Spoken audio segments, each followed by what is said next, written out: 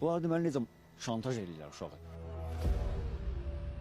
Xahiş edirəm sizdən, uşaqlarınızı qoruyun.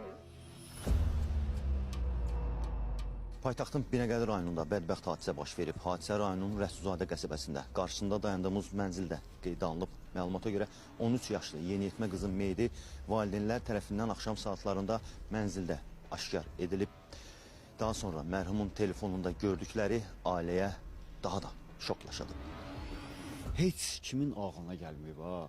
Bu deməli nə edir? Gecə adətən onlayn oxuyur, dərslərini keçirir, məşğul olur dərsləri ilə. Gecə hamı yatandan sonra bu girir şeyə telefonda. Başlayır belə qorxulu şeylərə baxmağa. Onu da mən bilmirdim. Polis araşdırdılar, təhqiqatçılar gəldilər, baxdılar. Gecə 4-ə kimi, 5-ə kimi araşdırırlar. Onun telefonunda ancaq deyir, bir dənə bax gör bu nəyə baxır. Gecə ancaq gecə, hamı yatandan sonra bu girir. Mən indi gecə gəlib onu kontrol eləməyəcəm ki. Dəhşət var, dəhşət də dəhşət. Cin, şeytan, qəbristanlıq, ancaq belə şeylər. Telefonlarında da yoxsa ümumiyyətlə kitabçasında, dəftərində, bloknotunda adə gedib. Burada şey elədilər, dəftər kitabında bir dəftərində bir dənə şəkil var, belə qorxulu bir şəkildir. Balaca onu da karandaşla çəkib. Nə cin şeytan şəkildir, nə bir beləcə. Çox hallar telefonunda idi amma. Əsas telefondadır.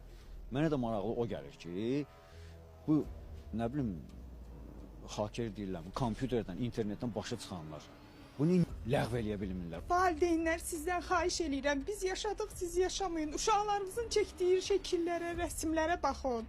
Diqqət edin. Qorxunc bir şeylər çəkəndə uşaqlarınızı bir araşdırın. Psixologiyalarını yoxlayın uşaqlarınızın. Uşaqlarınızın telefonlarına baxın. Onlara gələn linklərə, onlara gələn oyun dəvətlərinə diqqət eləyin.